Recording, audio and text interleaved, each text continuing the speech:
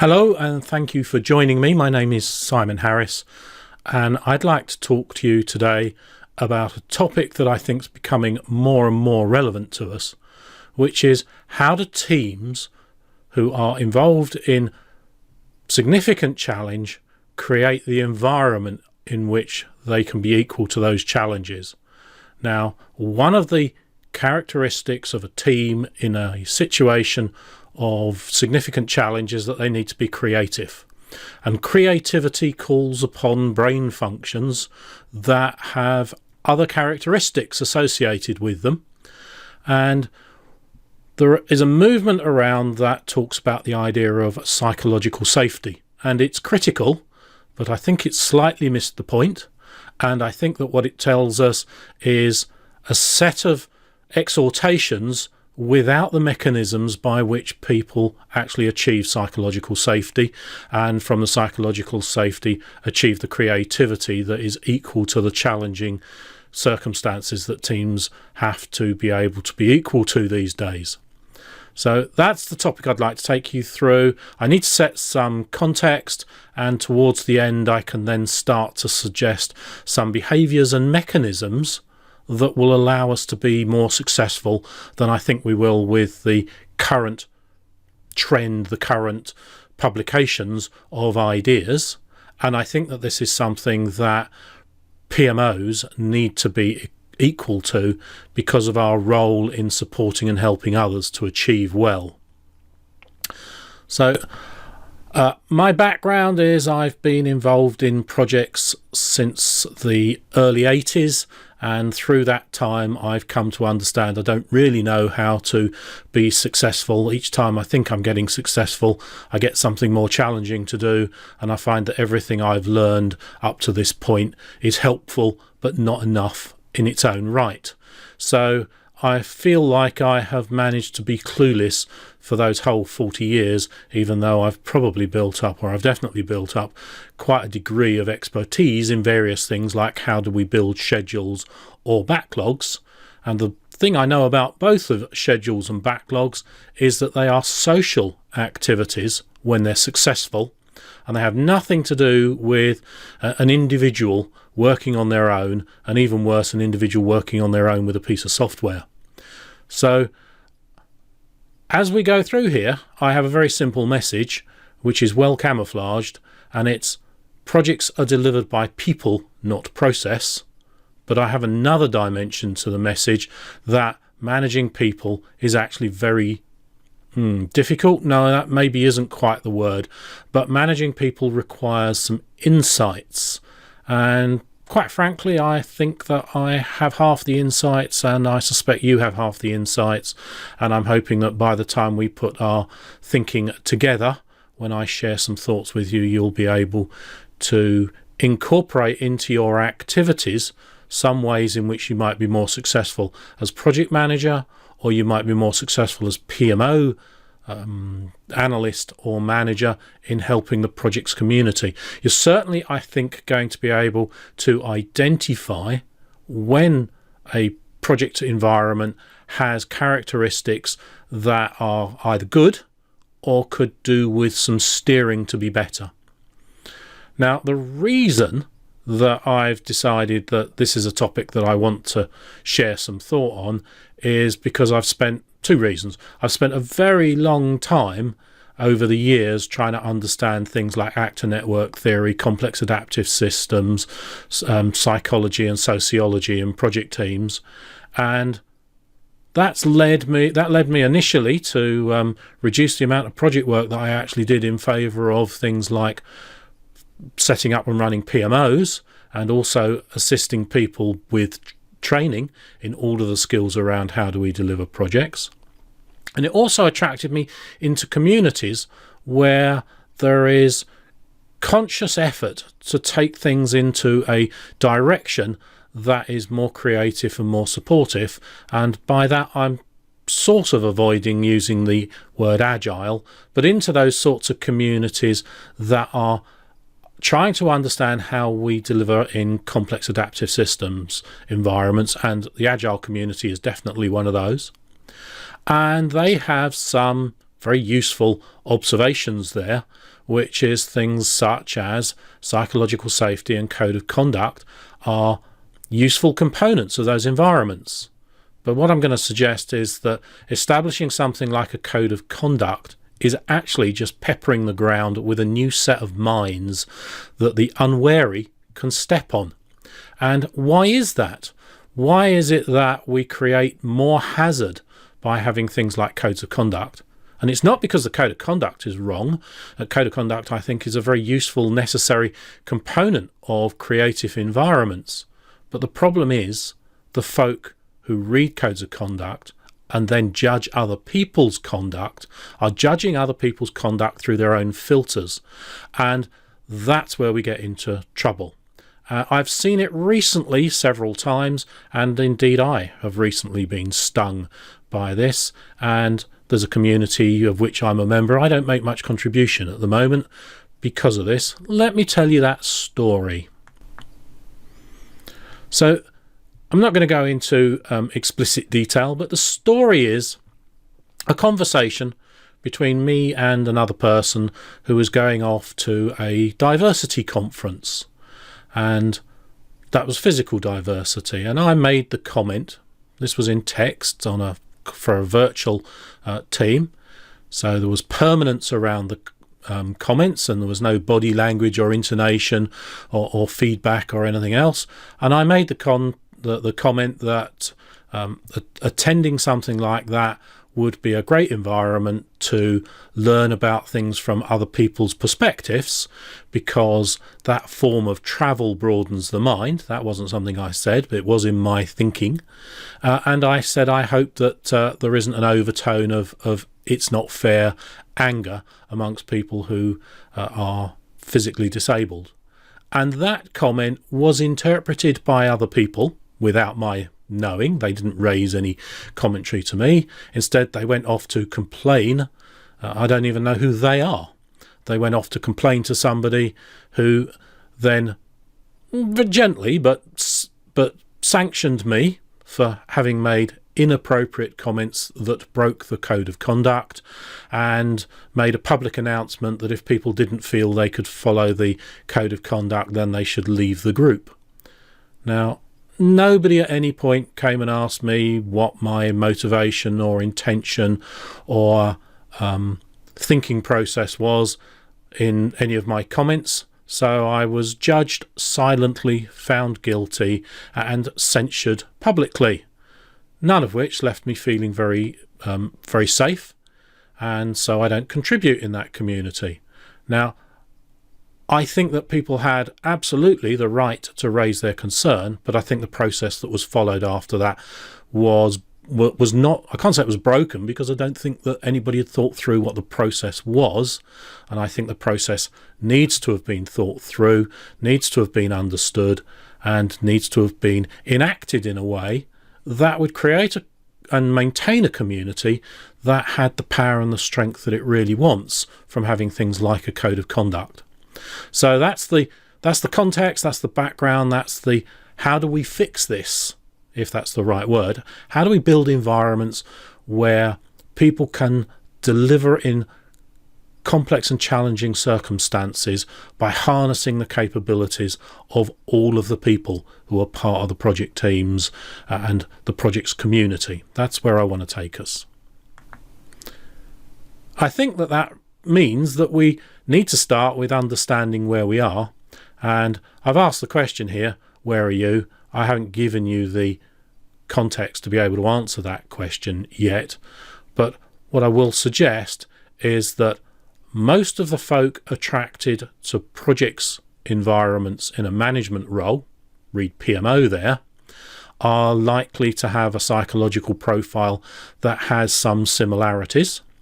And most of the folk that we need in our projects in order to be able to deal with what I think's an increasing trend, and I'm not going to say the world's getting a faster place and the rate of change is increasing. I don't think that's actually the correct observation about what it is that we need in order to be able to succeed.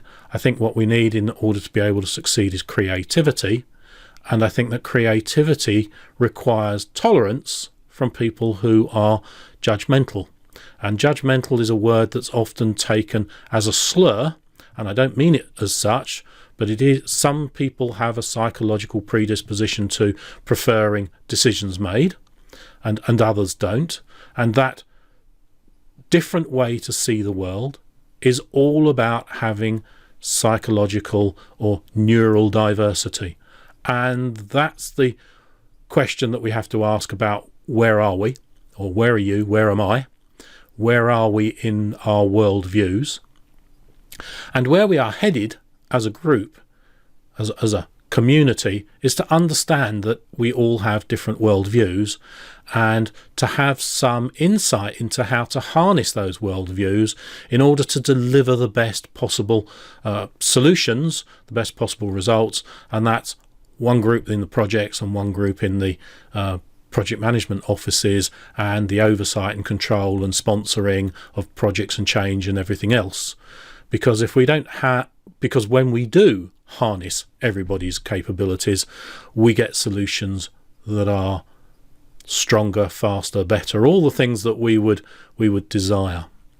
So the why is, I think, because of the rise of team-based needs for exploration and innovation in the delivery of transformations. And I've got a picture here, and I've chosen this picture because it exemplifies something that started the Agile movement off. The Agile movement, not that you see the references particularly commonly, but the Agile movement was aware when it started of the work of two Japanese professors, Nanaka and Taguchi. I was trying to remember their first names and I don't. But Nanaka and Taguchi wrote a Harvard Business Review and a book that talked about the difference between Japanese and Western industry. And they said the Western industry is like the relay race. You run your part of the race with all the energy and speed that you can deliver, and then you hand the baton on and stop. And Japanese industry, so this is late 80s, or should I say probably late 70s, early 80s, Japanese industry was much more like a rugby match, or the running line in the rugby match, where when you throw the ball to a colleague, you keep running because they may need your support. Now, the analogy of industry with rugby was picked up, and perhaps because the folk who picked it up were American and didn't understand what rugby was about, we get the idea that agile environments use a scrum. Well, rugby in scrum is where scrum in rugby is where you've reached a situation where you have to restart the game because of a pause, and there are some rules in there like making progress in the scrum, etc. is a foul. So I've used this picture because I think that what we need to understand is that the Nanaka and Taguchi analogy that said that team delivery of adaptive challenges is where we get success is still true, and the wrong directions or the less than optimal directions that people have gone is it's not about the scrum. It's about the community being able to be equal to creating the circumstances under which the team can be creative. And it's not increasing speed of response, it's increasing rise in the need for a team-based adaptation and creativity that's the challenge. And being equal to that challenge is about neurodiversity. And neurodiversity is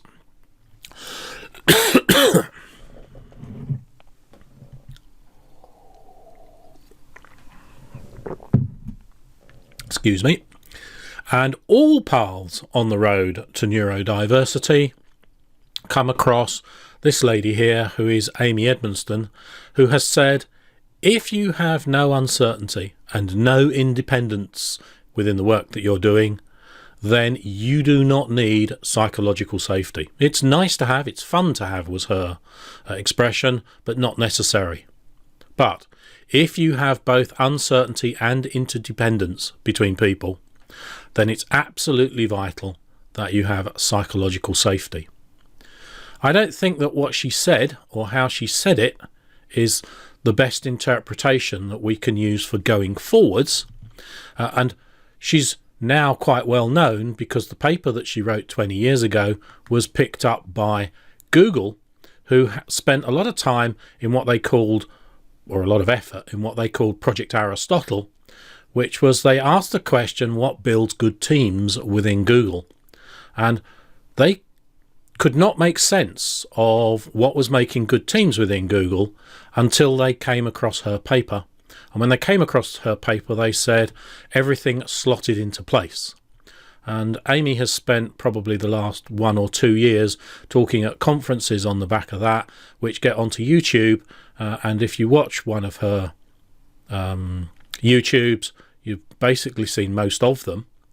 And I don't think she has quite the understanding from her background, which is research in hospitals and clinical environments, to interpret what we need for PMOs, particularly PMOs involved in organisations where the delivery is transformational of our business processes and or is IT based.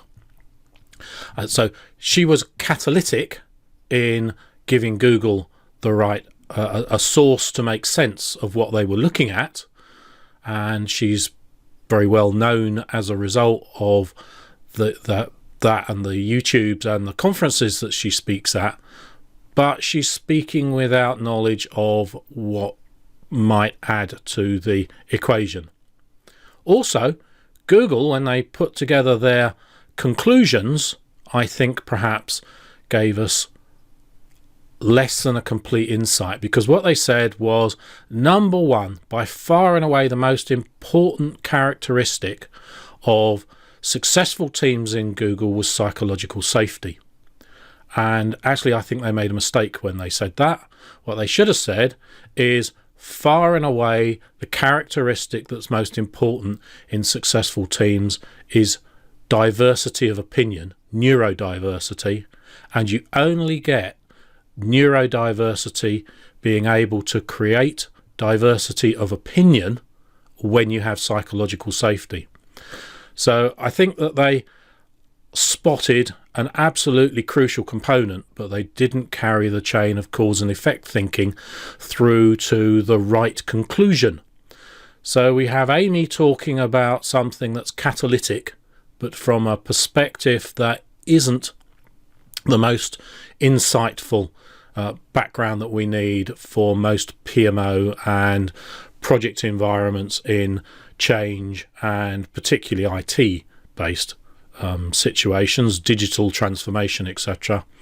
And then we have an army of folk who are picking up things like her and Google's conclusions and doing things like publishing the Agile People Picture book, which is repeating the ideas that are gaining prevalence, and those ideas, as I want to keep saying, are good and strong and right, but I also want to say are not complete and are not giving us a solution. Because I read a list of be ourselves, make mistake, ask questions, take risks, raise problems and disagree, with an expression that is familiar and common where I live, which is in Scotland, which is I write. And I write is two positives making a negative. It's like, no way. That is not describing a world that I live in. That is not describing the world where I said, I hope by going to your conference and looking at physical diversity and disability and solutions to that, that becomes a learning experience, and there isn't an overtone within it of negativity and anger. Because people who feel passionate about things often do express things in angry terms. And I was trying to get to it's the passion that drives creativity, and that creativity can then be transferred into different environments. But that wasn't what was heard. So it's not about me being able to be myself, make mistakes, ask questions, take risks, raise problems and disagree. It's about whether you give me the space. And there's the bit that is crucial here when we're talking about neurodiversity. These 6 bullet points, while they are absolutely right in their intention, are not expressing a solution to us. They're expressing a prerequisite that hasn't identified that number 1 in this list should have been: teams that are successful understand and celebrate neurodiversity. Oh, how do you do that? Well, you have psychological safety. Oh, why would that be good for us, and how would you do that? So that's 2 questions. I can't answer them both simultaneously. So let's pick up the, well, why would you want that? And I have got a lot of research type references that I can give you. I will give you a few of them. I'm not going to go through all of them. But here's one, or here's 3. Task conflict and team performance. So task conflict is about people disagreeing with each other, were positively associated under conditions of high psychological safety. But the opposite, a utilitarian orientation towards things like team norms, team charters, code of conduct, was correlated or related to unethical decisions and behaviours. So not paying this stuff attention creates bad karma, bad vibes within the environment. Paying this stuff attention creates good outcomes. And there's a 3rd one there that you can read in the slides. Now, the decision making that we need and the willingness to be ourselves, make mistakes, etc., is coming from emotion. And emotion is contained by that part of the brain called the amygdala. And when we look at understanding what the amygdala does, we see phrases such as autism. And actually, when we talk about autism, we see things like it's not a polite term to talk about some of this stuff anymore. So we now have the nice initials ASD, where D stands for disorder. So here's a nice bit of stigmatizing going on, which is that actually the way in which your and my brain works, if my brain's different from your brain, that's not something we recognize as difference to celebrate through diversity. That's something that we label as potentially disorders. Psychological safety, or bring your whole self to work, and there's a Forbes magazine article on this and a book which I'm going to reference for you in a minute, is about understanding how neurodiversity and some of the labels that might get used around that, and let's get rid of the autism one, and let's talk about things like Asperger's. When we start talking about neurodiversity, we can look towards people like the Harvard Business Review to tell us some of the reasons in which this is about positive traits. Here's that reference to autism again, but in this case, how do we diagnose it? So this is all language that I feel is a bit negative and I don't really want to be associated with and part of. And when I look at autism spectrum disorder diagnosis, I'm told that this is a 1 in 100. I think there are figures like 38 million people worldwide affected by this. But then I also find things like in a sample of analysis of 52 brains, 28 of them were found to have reduced neurons in the amygdala. Well, that's an interesting thing. First of all, why is 28 out of 52, which is more than half, described as reduced? Why isn't 24, the remaining out of 52, described as increased? And when we read around topics like neurodiversity and the function of the amygdala and the chemical transmitters in the brain that are associated with it and its purpose, which I'll just touch on shortly, and its purpose within the brain, we find things like 75% of people, particularly high-performing people, have an association with things like imposter syndrome, in which case we're now talking about something that is common across people, and I don't think we should be talking about it as a disorder. We should simply be talking about it as a difference. I have a friend who can't walk without 2 canes and has been like that since he was born. I would say my legs work much better than his legs, and I suspect his brain works much better than my brain. Well, he impolitely might be described as being disabled, and I, perhaps, am also here being described as having a disorder. Well, I don't think we should have any of those, or either of those. What we should be understanding is that there are many positive traits in the way in which different people's brains works, the diversity of brain function. And there's an article here, 50 positive traits.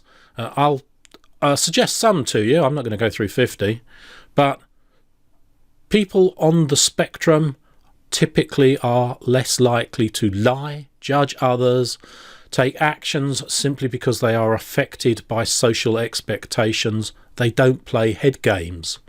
Instead, typically they live in the moment, i.e. don't hold grudges, for example, but are also passionate, have good memory, high concentration, attention to detail, focus, they're accepting, but also associated with that are things like alternate points of view, which is what we need if what we're going to do is explore creativity and innovation, but also poor social skills.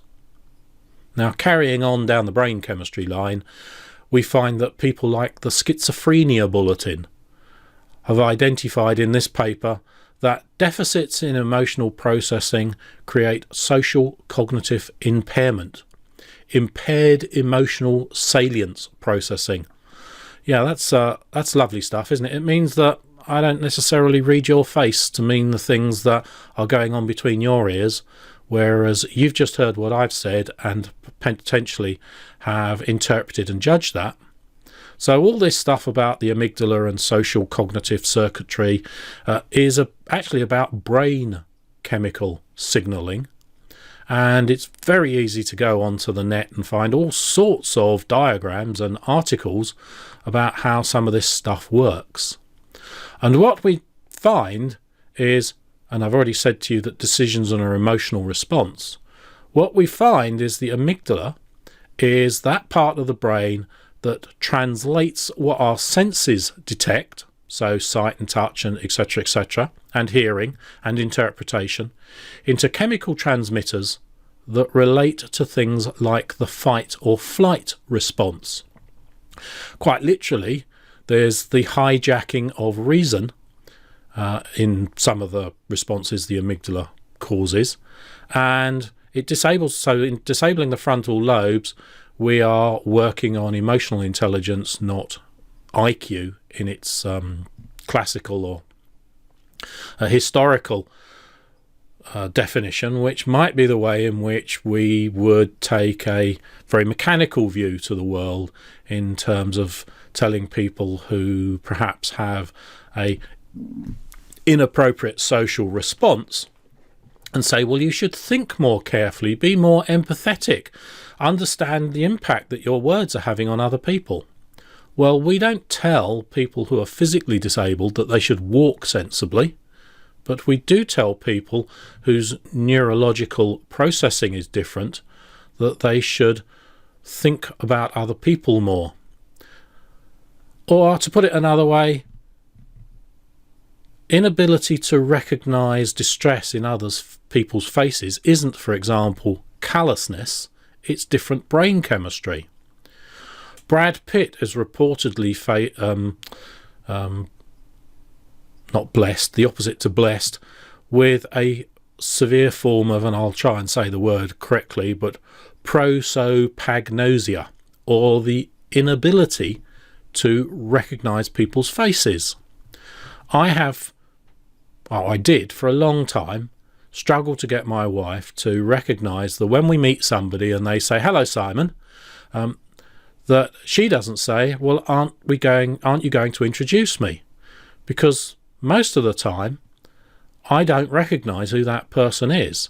Now, when they speak to me, I can very often remember the room that we were in when we met, where they sat, but not when it was in years, and not what the conversation was, but where they sat, and what the room was is brought back by their voice. But as for their face, I can't connect that to their name.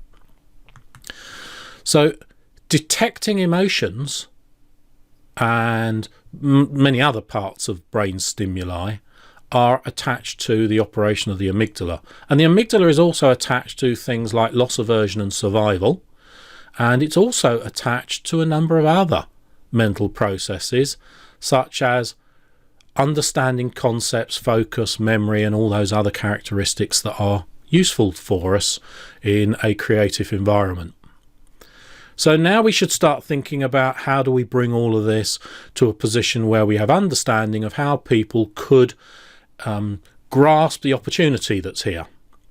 So the first thing that I'd like to point out is that all models are wrong, and some wrong models are still useful.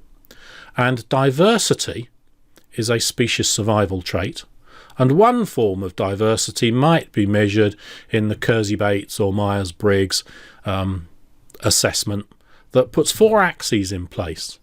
And when we look at those axes, what we find is quite a lot of the world's managers are on the set of 16 characteristics that are exposed there, which are either ESTJ or ISTJ.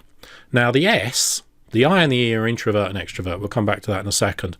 The S is sensing versus intuition. And sensing is about what we can touch and what we can see. And if you are intuitive, you might see those red eyes and frown lines, etc., as perhaps being aggressive. So if you're intuitive, you might read patterns, but if you're sensing, you trust what you can see and touch, etc.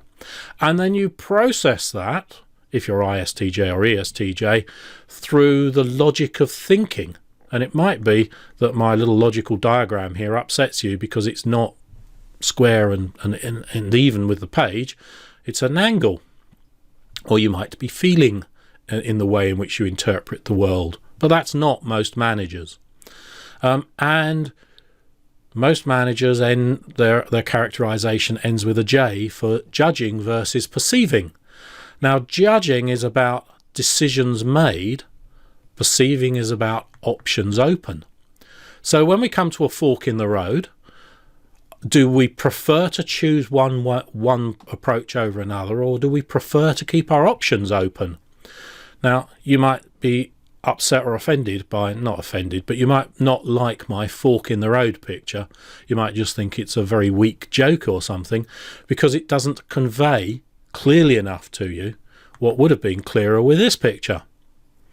Well, if you don't like my diagram that's tilted over, and if you didn't like my fork in the road, it's quite possible that you're in the pink areas on these 2 pictures.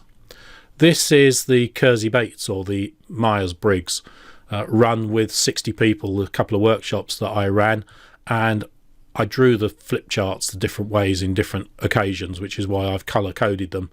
All the pinks in the same place, but the blues in a different place. The pink is the common management profile of ES or ISTJ, or S and J, sensing and judging. And there's 30 people on each of those flip charts, and there's about 4 people on both of those flip charts who aren't in the sensing judging. So how does awareness of where people's psychological profile falls, and yes, the Kersey-Bates Myers-Briggs profile is challenged by many, and it may be not as reliable as some would like to claim it, but it is indicative. So how do we start to use this? Well, what we might start to think about is that it's not about psychological safety, but psychological safety is important. There's a really good paper here. I'll just put the pointer on it to bring up the reference in the background, but go to the slides and click to get to the psychological safety paper that's there. And I've already mentioned codes of conduct, and a very common one in conferences and the like is the Berlin Code of Conduct, so I recommend that to you. It's axiomatic, I would say, that it's a good idea. There's a conversation here between me and somebody else in a Twitter conversation where they said, I'm not speaking at conferences that don't have a code of conduct. And I said, I think I'm going to start a campaign against code of conduct. And they replied, well, you definitely need one, because when you go to conferences, you get harassed and you get your bottom pinched and the like. And I said, well, I can't speak for people who are butt grabbers, to use her phrase. But I do think that if you've got a code of conduct, then you need to understand when I say something, that may not be what you hear. What you hear may not be what I meant. There may be an intent gap. And my safety is your suppression when you're an SJ, STJ, or whatever. But when you're a sensing and judging person, we need to have a mechanism by which what I say and what you hear can be realigned. And that's not what we're getting when we think about things like what Amy is suggesting to us, because she tells us how the leader should be behaving. And yes, the leader absolutely has to create the environment, but it's the led who have to understand how to behave. We need to set aside the Google Aristotle project finding that said psychological safety is what matters, and create the environment by which psychological safety is created. And that isn't what's being expressed when we get the Agile People picture book or the Bring Your Whole Self to Work bit, which is the bit that says, which is where the words for the Agile People picture book came from. So there's an irony here. The psychological safety bit is appropriate, but preaching this as leaders need to frame the work, acknowledge their limits, question well and embrace the messenger, it is not the end of the road. It's a step on the road. There is, from Amy's conversations, something that is important. She says, when you look at an environment where people are being creative and experimental, and we see a failure, which is the consequence of being experimental when you don't get it right, and is a necessary part of getting to innovative, is that failure through experimentation, uncertainty, complexity, incompetence, inattention, or deliberate subversive activity? And typically it's only one out of all of those that's blameworthy. But then when you look at how people respond, how many of their responses are attaching blame in places such as uncertainty and complexity and lack of knowledge, which is a form of incompetence. Incompetence doesn't mean I'm doing something I'm not, I shouldn't be attempting because I don't know how to. It means I'm attempting to do something that's creating new capability. So incompetence is the starting point for growth. And when these ideas of psychological safety are picked up and put into things like Mike Robbins' book, Bring Your Whole Self to Work, with suggestions like be authentic, honest and vulnerable, use the power of appreciation, focus on emotional intelligence quotient, where I'm going to say, hey, that's not something that I have naturally. If it's something you've got naturally, then let's combine your strengths and mine.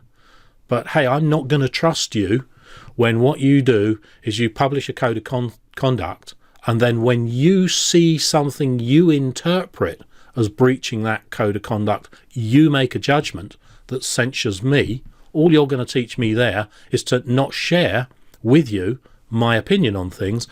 And if you're ESTJ or ISTJ, you probably need me to be sharing disagreement about conclusions or alternative opinions about things, in order that between us we can get to a position where we have an innovation, where we have a breakthrough, where we have capability that neither of us had on our own.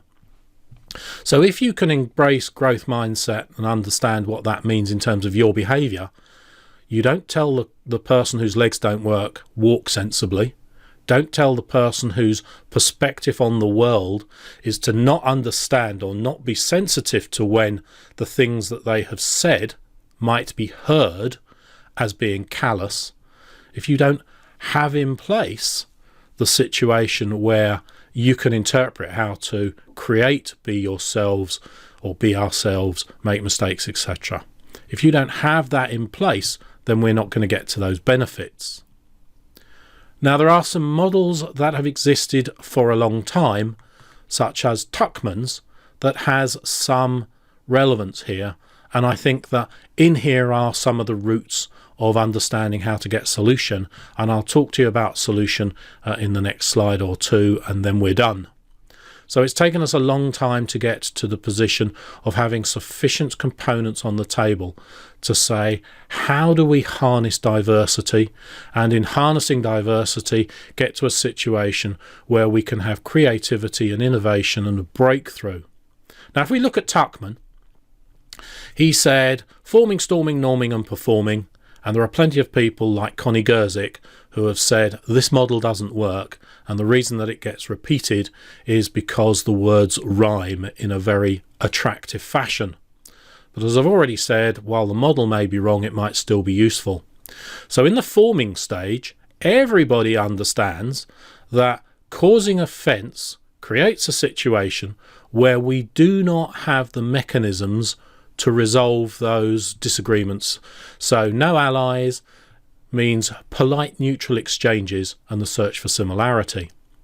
But similarity requires that we recognise things like facial expressions and tone of voice and choice of vocabulary, and then we get emboldened because we start to have similarities with other people and we form cliques or groups. But we get into stormy or disagreement situations there because we don't have the mechanisms to resolve the disagreements. And when we do, we get into norming.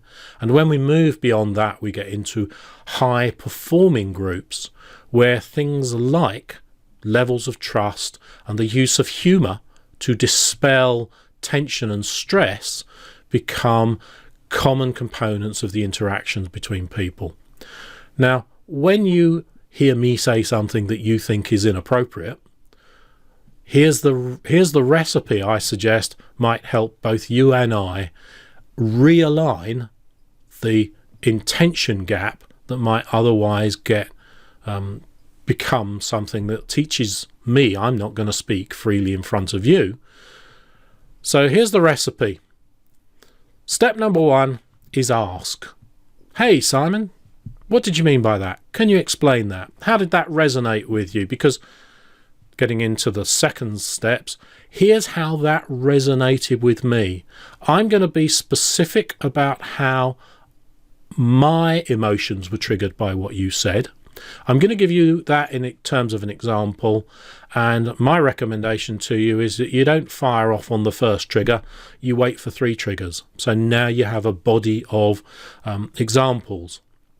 Now, since you had opportunity to think about what you were going to say to me when you came and asked me, hey, Simon, why did you say that? What did you mean by it?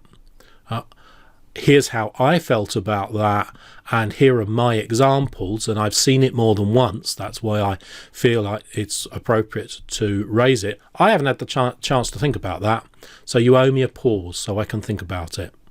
Now, that pause might be 5 minutes or it might be 5 days or something. But you owe me the time I need to be able to think about it.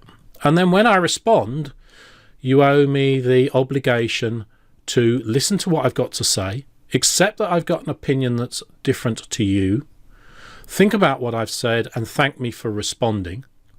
And maybe at that point, we should now between us explore what that means and what the options are.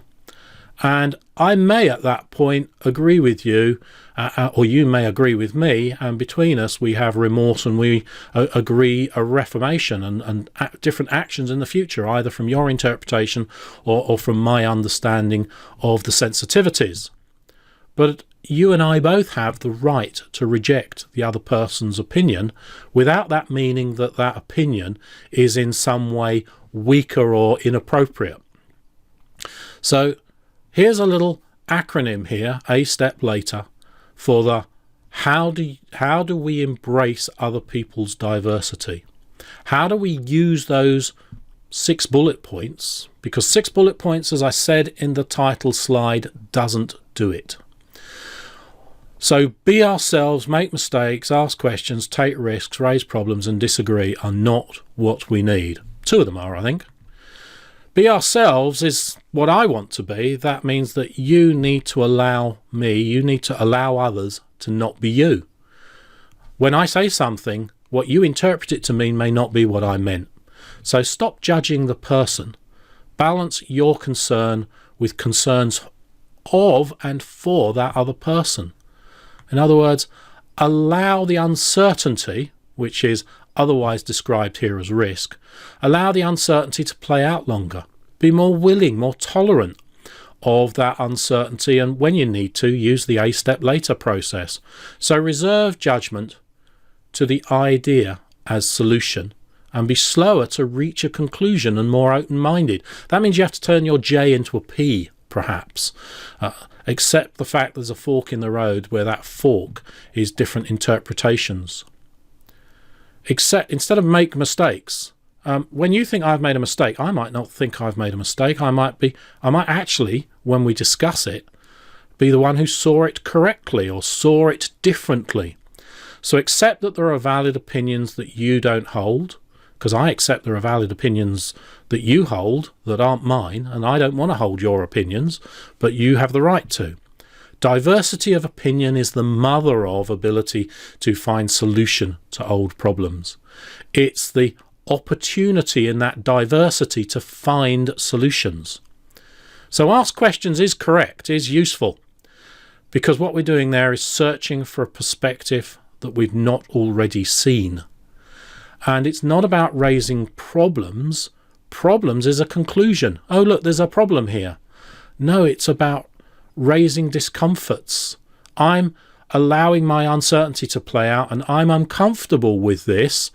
Can we explore where the boundary is as you see it and as I see it, and can we find a way to agree where those boundaries are from our own perspectives? In order to find the boundaries and understand the diversity and from that find the solutions, then that may be that I overstep your boundary. I adjust your boundary. Of course, I'm saying I here to put me in first person, but this could just as happily be the other way around.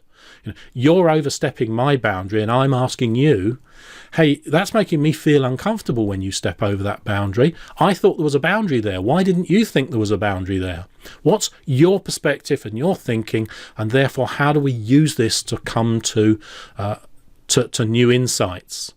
Because disagreement is, I think, right.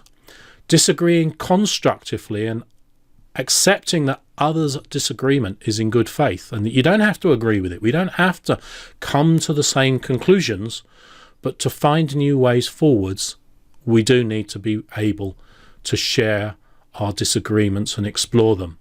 So it's not 6 bullet points. It's 6 ways of thinking and behaving and interacting that needed much more nuanced explanation behind them. And now we do have 6 things that we can put on the wall and we can share with each other. And if we do that, then we will create the opportunity for neurodiversity to be shared. And in that sharing, we will get psychological safety. And in that shared environment for psychological safety, we will get the innovative thinking that we need in order to be able to thrive and survive in circumstances that are increasingly more challenging. Thank you very much for sharing the time to listen to me. I hope that what I have covered is of interest to you and that I've given you something that you can take away, and that the references here show you that there is some depth, even if you don't want to go and follow them up yourself, which is perfectly valid. If you want to reach out to me, then I'm discoverable on LinkedIn and Twitter. I have training materials on the URL, which is https://learn.logicalmodel.net, and you can email me through this conference connection at PMOTrends@logicalmodel.net. Thank you very much, and I wish you a long and healthy and diverse life. Goodbye.